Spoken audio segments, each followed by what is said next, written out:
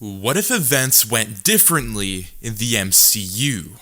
What if Mysterio was a hero in the MCU timeline and not a villain, like he was in John Watts' Spider-Man Far From Home? Imagine if Tony Stark and Quentin Beck had actually worked together and become a powerhouse in the MCU, and maybe even in the Avengers. Well, welcome back, my fellow watchers of the multiverse, to a brand new Marvel's What If episode. This was a highly requested one for years, and I knew that I had to do it. I do want to say before we get into this Marvel's What If, do make sure to follow my Instagram and Twitter for the latest updates, so you're always updated on the channel and with the latest content when animations are coming out, all that sorts of stuff. And also, do make sure to check out the Patreon, because if you have an idea that you would like to have done on this channel, I will be making it happen with brand new tiers starting at just $1. You have so many opportunities to work with me and Miss the Part Productions. But that being said, let's dive into this brand new Marvel's What If. Like the original timeline, Tony Stark was giving his presentation in Massachusetts of Technology, MIT, when he announced the release of a holographic system which he had converted into a self-therapy machine, which he had nicknamed BARF.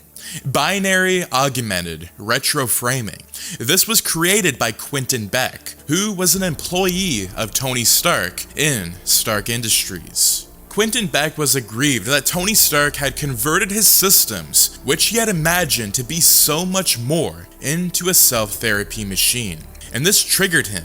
Quentin went to Tony Stark to tell him about his grievance, and Tony in turn fired him on reasons of mental instability.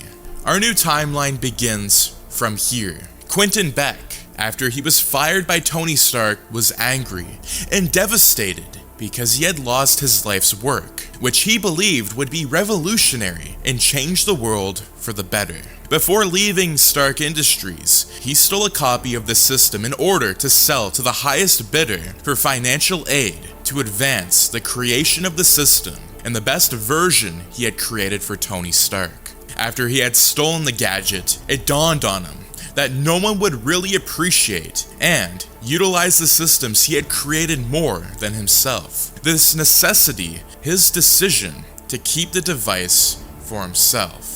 Developing the binary augmented retroframing system, Quentin created drones that could project holograms that had real near reflections. Feeling like these drones were ready to be tested, Quentin decided to release them to a place far away from his hometown, Lagos. He created an illusionary character of Brock Rumlow, which he had nicknamed as Crossbones, to invade a laboratory to attempt to steal a biological weapon. To test the strength and believability of the hologram, he had to engage in combat with other subpar humans. He used advanced projection drones, which he could turn invisible, making it seem like it was never really there. Sending these drones to Lagos, he wanted to keep the possible attention from the eye of the Avengers, who would immediately try to intercept the plan.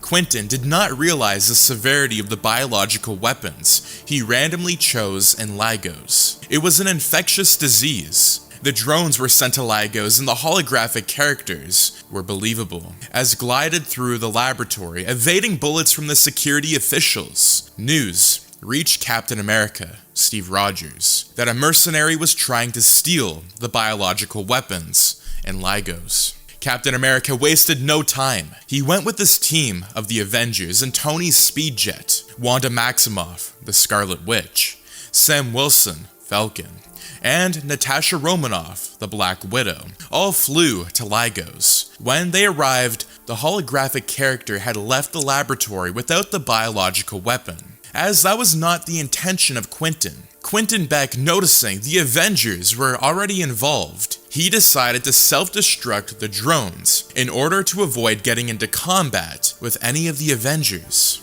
Quentin created the self-destruction to be harmless of the holographic flames, which were internal wirings of the drones, and they melted. When the self-destruction was initiated, the holographic explosion of flames was projected in front of Steve Rogers. Wanda Maximoff, thinking that the explosion was real, contained it through telekinesis. The force of her telekinesis affected the numerous drones pressed tightly against each other in its melting stage. This caused the drones to overheat. As Wanda sent these drones soaring into the air, it collided with the building and actually exploded. Quentin Beck was completely taken aback at what just had occurred. He had been able to view the events due to the space drone he had sent for surveillance purposes. After the explosion, regret set in. Few minutes later, it was recorded on the news, the deaths of the Wakandan humanitarian workers, which had been caused by the explosion of the building. Quentin remembered the words of Tony Stark, and he realized that he had been right all along concerning the technology. U.S. Secretary of State Theodis Ross met with the Avengers and warned them of the United Nations' decision to impose the Sokovia Accords, were they? The United Nations would have the power to oversee and control the Avengers. The Avengers were divided as Tony Stark believed that the Avengers needed control. This was due to the inherent guilt over the creation of Ultron and his role in Sokovia's devastation. On the other hand, Steve Rogers was against the idea, as he had more faith in his judgment than of a government. In a conference in Vienna, the building was bombed by Bucky Barnes, whose alter ego was called the Winter Soldier. This bombing killed T'Chaka, who was the king of Wakanda. His son, T'Challa, vowed to kill Bucky Barnes. Bucky Barnes, who was a friend of Steve Rogers, was tracked down by Sam Wilson and Steve himself in order to protect him from the authorities and T'Challa. A brief fight ensued among them as Steve tries to protect Bucky, thereby fighting T'Challa. The authorities showed up and Steve Rogers, T'Challa, Sam Wilson, and Bucky Barnes were arrested. Zemo, who had promptly escaped prison, tracked down the previous Hydra handlers of Bucky Barnes and stole the trigger words kept in a document. He distinguished himself as a psychiatrist when he visited Barnes. He recited the words, and this roused his alter ego, the Winter Soldier. Zemo sent the Winter Soldier on a rampage in order to cover up his escape from the Incarnation. Steve Rogers yet again tracked Bucky and stopped him. He snuck him away to a holding cell. When Bucky woke, he had regained his senses and told Steve about the other Winter Soldiers being held captive. This made Steve Rogers to recruit Scott Lang, Wanda Maximoff, Sam Wilson, Clint Barton, to his cause of recruiting other soldiers. Tony Stark, under the approval of Thaddeus Ross, decided to form his own team, which included James Rhodes, the War Machine, Natasha Romanoff, T'Challa, Vision, and Peter Parker. The division among the Avengers had been displayed on the news. Quinten Beck, who saw this, was filled with enormous regret, as he wanted to prove to Tony Stark that his invention could be much more than just a self-therapy device. But he had only confirmed Tony's fears. He was determined to come clean to Tony about his hand in the events. Quinten Beck went to Stark Tower, where he met with Tony. Tony already assumed that Quinten was there to beg for his job as a specialist in the holographic department. Quinten, after several efforts, decided to come clean to Stark about his hand in the explosion in Lagos, which was a premise of the implication of the Sokovia Accords. Quinten narrated how he stole a copy of the system and how he had used it to create the hologram which he had sent to Lagos. Tony was initially dumbfounded, as he could not believe how the hologram had been real enough to fool them. Tony reaffirmed his initial worry about Quinten and his work, but Quinten listened more this time, as he had experienced the repercussions of his eminent attitude. Tony told Quinten about the Sokovia Accords, which would implement a restraint on the Avengers as a team. Quinten was unaware of the stance of Tony. He told him that it was a good idea, as power could not be unchecked due to its tendency to corrupt and blind. Tony Stark was impressed by the realization and the short growth of Quinten, and decided to rehire him to fight alongside his teammates. Quinten, who was initially overjoyed, became worried when he realized his state at fighting and his powerlessness aside his gadgets. He related his fears to Tony, who was unbothered. He told Quinten that he had already created his own superpowers through drones, which projected holograms. Tony told Quinten that he could use these drones to create illusions and different effects which would seem real to the opponent. Tony told Quinten to come back the following day so that he could work on a suit for Quinten. Quentin Beck arrived the following day as requested by Stark, and Tony handed him his suit. It was fitting, green stretch suit with a complementary purple cape and a retractable glass globe as a headgear. Quinten, who was overwhelmed, tried the suit and realized he needed a name. The mysterious nature of the headgear and the unpopularity of the hero figure, Quinten called himself Mysterio, as an abridged version of the mysterious. Tony introduced Quinten, now Mysterio, to his teammates. Tony gave Quinten the room to address the teammates. Quinten saw this opportunity as a time to come clean about his involvement in the Lagos event. He wanted to gain their trust. He told them what had happened, and their reactions were in disagreement. There was an uproar of disagreement concerning him in the group. Tony immediately stepped in to tell them of how people made mistakes and how their past mistakes should not be used as a means to judge their future. He went further and reminded Natasha of her past as an assassin and how the team had been willing to accept her regardless of her past. The team went silent after this and thought deeply about what Stark had just told them.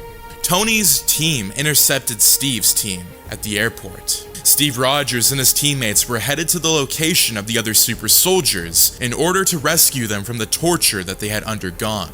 Tony gave Steve a chance to surrender, as under the directions of Theodis Ross, but Steve, being strong-willed, decided against it, losing patience for the long conversation. Tony whistled hard, and a canister was dropped at Steve's feet. The canister opened and began to emit green gas, which was inhaled by Steve and his teammates. Using the gas as camouflage, Peter Parker shot his web at Captain America, successfully binding his hands and stealing his shield. Peter Parker landed on top of a vehicle, while Mysterio levitated slightly above the ground. When the gas cleared, Steve and his team are confused as to the effect of the gas. Steve chuckled and commended Tony for his theatrics and his recruitment ability. Natasha walked in and warned Steve of the effects of the decision he would make, if not to agree with what Tony was proposing. Rogers stated that he needed to help the other super soldiers. Sam Wilson, who had been searching for the Quinjet in the hangar, signaled Captain America that he had found the Quinjet. Steve Rogers wasted no time in considering the terms that were being proposed by Stark. He raised his web handed above his head, and Clint shot an arrow that pierced the web, severing the sticky threads. Tony told the team what to do as he flew to stop Wanda, who was with Clint. T'Challa, filled with anger, spotted the location of Bucky Barnes and immediately set out to enact revenge for the murder of his father. Steve, who perceived the intentions of T'Challa, set out to stop him. Peter Parker and Mysterio rushed in the direction of Bucky Barnes and Sam Wilson to stop them. Natasha, who had engaged in a brief conversation before the fight with Scott Lang, commenced. It was being beaten by the mutating man, Scott resizing himself to a smaller atom and twisted the arms of Natasha when she released an electric pulse which blasted Scott towards a car.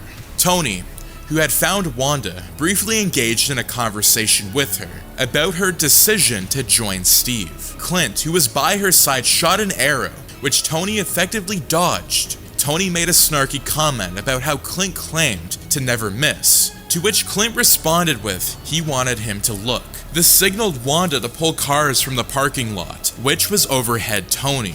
The cars rained down on Tony, successfully crushing him and leaving multiple wounds. T'Challa, blinded by rage, was being bested by Steve Rogers, who had a clear head and clear goal he wanted to achieve. James Rhodes joined T'Challa in the attempt to incapacitate Captain America. He proceeded an electric baton and flew in the direction of Steve, who was in a hand-to-hand combat with T'Challa. Steve turned just in time to view the impending threat. He threw his shield at the baton. The shield hit the baton and dislodged in front of James Rhodes' hand and lodged it in his chest, temporarily incapacitating him. Seizing this opportunity of distraction, T'Challa fled in the direction of Bucky. Peter Parker and Mysterio had chased after Bucky Barnes and Sam Wilson, who had been running towards the Quinjet. Peter Parker swung and hit Bucky, while Sam Wilson flew right into Mysterio. Spider-Man shot webs rapidly at Barnes, swinging his metal arms. Peter and his carefree nature was communicating with Mysterio while fighting with Winter Soldier. Bucky seized the opportunity and used his metal arm to smack Peter against the wall, knocking the breath out of him. Falcon flew with Mysterio, who signaled his illusion drones. He projected some fireballs raining down on Falcon, who immediately tried to evade them. Mysterio used this distraction to sucker punch Falcon in the face, temporarily disorienting him. Bucky threw a wooden box, which hit Mysterio, ending the illusion effect Sam Wilson was going through. T'Challa, who was after Bucky Barnes, was intercepted by Clint, who tried to introduce himself. In Clint's mind, he was sure that after the fight, the Avengers would still be friends. T'Challa was uninterested in making friends as he wanted to enact revenge by killing Bucky. Clint was being bested by T'Challa when Wanda pushed him with her telekinetic powers. Rogers called out for his teammates as he ran towards the hangar. Bucky Barnes and Steve Rogers raced towards the hangar when Vision used the Mind Stone to create a laser beam to destroy a structure close to the door of the hangar. The structure started to collapse, which made Steve and Bucky reduce their pace in fear of being crushed by the structure. Wanda Maximoff used her telekinetic powers to hold off the building from collapsing. Steve turned and noticed the strain on Wanda. He increased his pace and told Bucky to do the same. James Rhodes saw Wanda holding the structure through her telekinetic abilities. He released sound waves that made Wanda lose concentration, thereby letting go of the structure. Steve and Bucky slid through the debris of the collapsing structure before it crashed totally to the ground, blocking the entrance. The duo came face to face with Natasha, who had been waiting inside of the hangar. They looked at Rogers and stated that she knew he was not going to stop till he got his way. She raised her hands as she aimed her electric pulse emitting bracelet at him. She shot a pulse directly behind him, which hit T'Challa, who had also passed through the debris, unknown to the duo. Natasha told Steve and Bucky to flee, as she would hold T'Challa down. She repeatedly shot pulses at T'Challa, while the duo entered the Quinjet to flee. T'Challa evaded the last pulse and leaped to try and catch the jet as it was retracting. He missed and clattered to the ground and stared at Natasha in anger. Scott Lang, who had embiggened, was fighting off Tony Stark, Peter Parker, and Mysterio. Stark noticed the Quinjet in flight and signaled James Rhodes to follow him as he went after the jet, leaving Mysterio and Peter to handle Scott. Peter communicated with Mysterio, telling him about a movie he had seen, where they had taken down a giant. Mysterio, who immediately understood the illusion, told Peter that he would go high.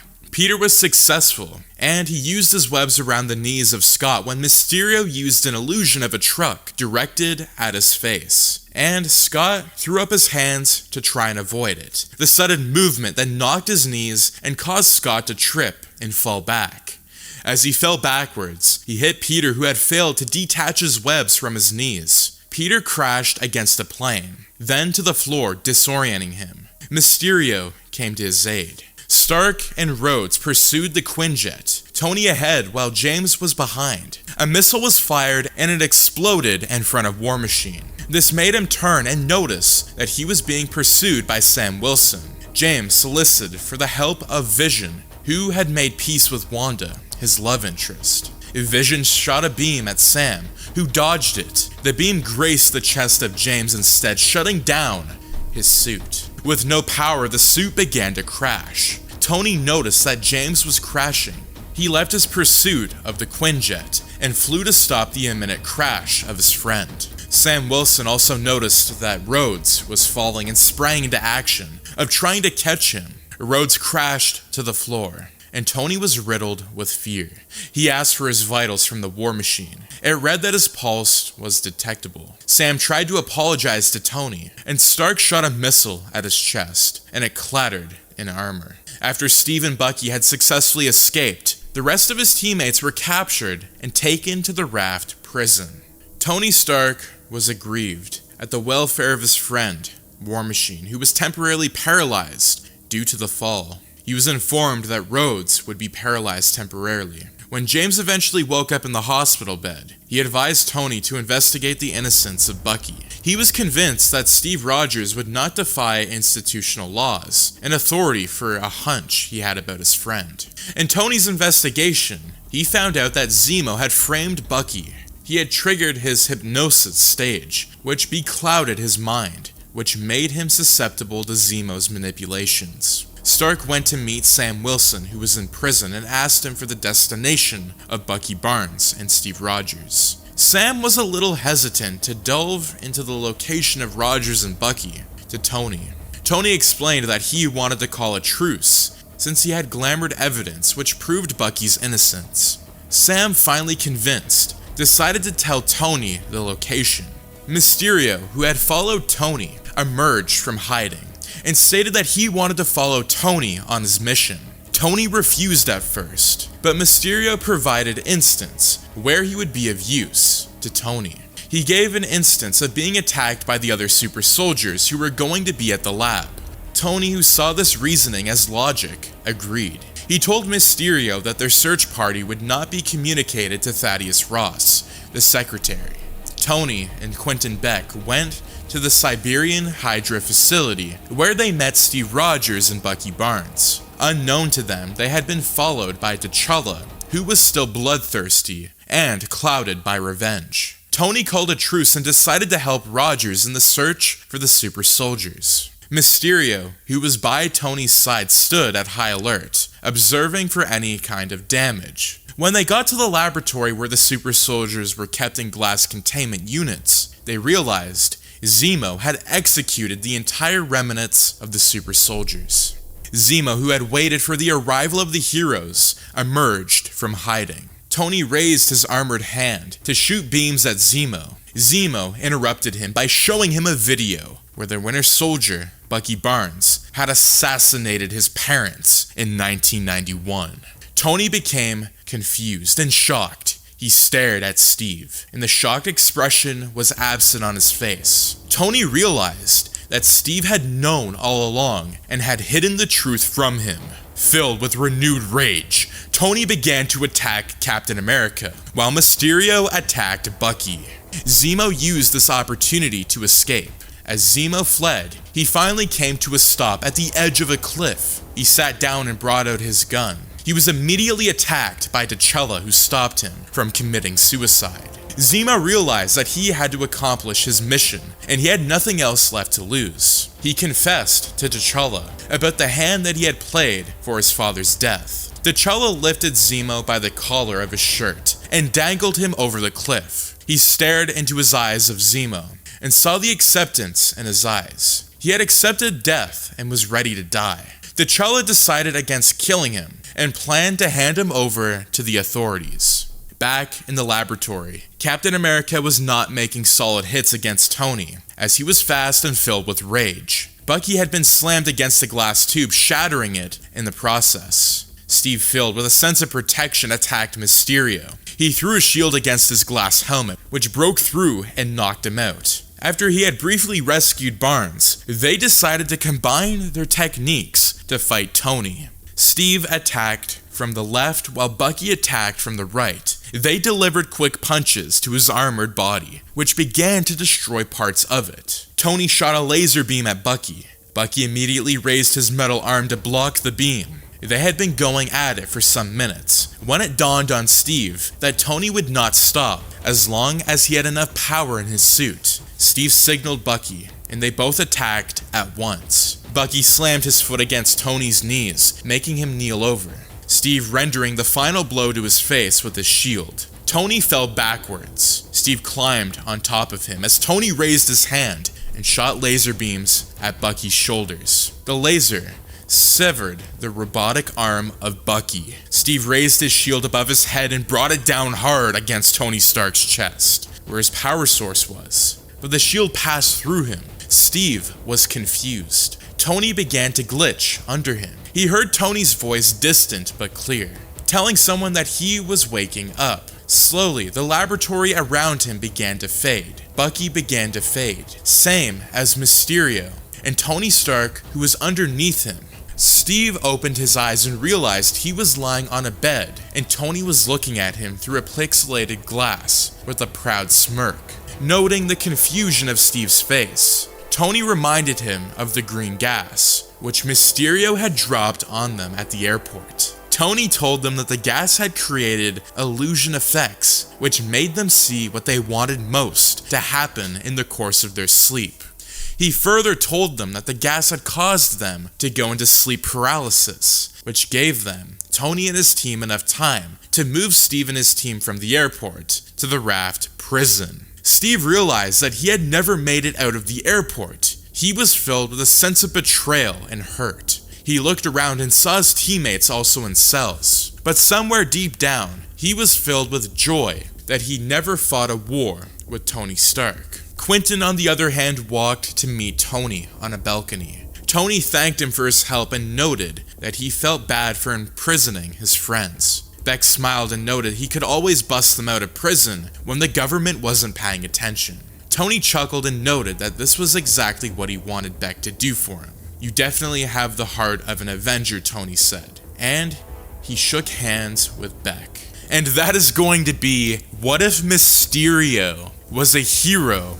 And it's very interesting. What if Mysterio was a hero in the MCU? What if Mysterio was in Captain America Civil War? It's a very interesting Marvel's What If, and I think that ending plot twist, were you shocked by that? I don't know if you were paying attention, but when Captain America got the green gas, none of those events happened. So, will Quentin Beck, will he go back to his evil ways and maybe he'll betray Tony to get more power within Stark Industries? Or will he, team up with Tony to fight off against Thanos? So it's a very interesting storyline. Would you like to see a part 2? And if you did enjoy, do make sure to subscribe, like, share, and turn those notifications on, so you and your friends are all up to date with the latest content. But that being said, thank you so much for tuning in, and I do want to say, do make sure to follow me on Instagram and Twitter, because you're going to get the latest updates with the content and when videos are coming out. So you can expect a lot of content to be coming out your way, and if you enjoy these videos, do make sure to also check out my podcast on the Spotify, as well as the exclusive content that is available right now on the Patreon.